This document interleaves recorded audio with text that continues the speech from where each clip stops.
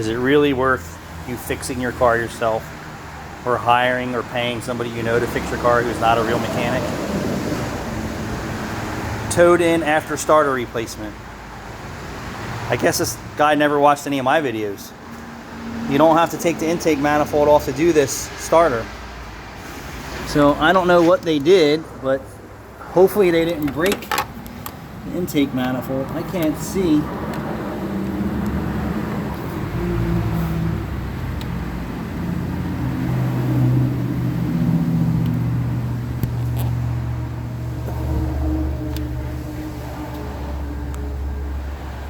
Yeah, I don't know what they did.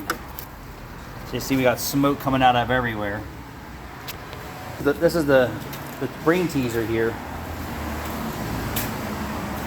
In New Jersey, they got a bad sticker. Did they have the bad sticker for is the question.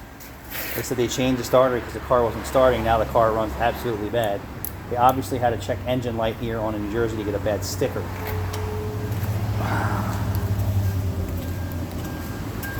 Let's see what is going on.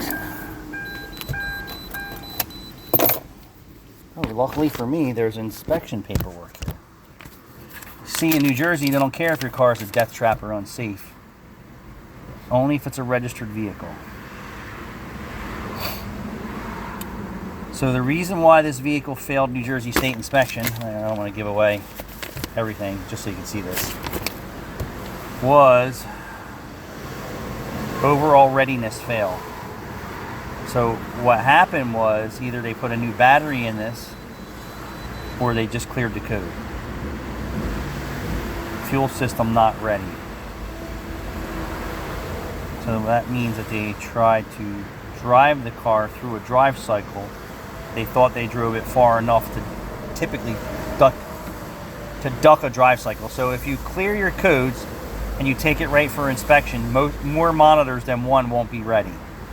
If you take your car through inspection after you change the battery or clear to check engine light after a repair or attempted repair, if you drive at a certain amount of mileage, it will start to readiness monitors. And this has one, so that doesn't add up.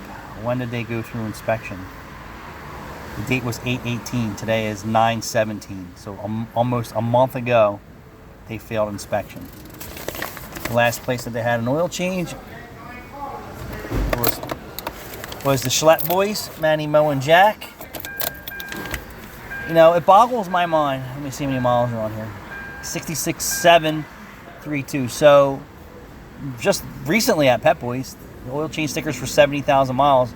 That's 66,732 on the clock. A lot of things don't add up here. Based on what I heard from the conversation was they changed their own starter. But why would you go to Pep Boys for an oil change?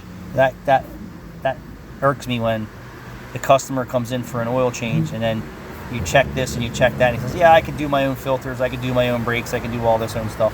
Well, why aren't you doing your own oil change? All right, so this is probably going to cost the customer more than they want it. It is what it is. You should have came to the pros.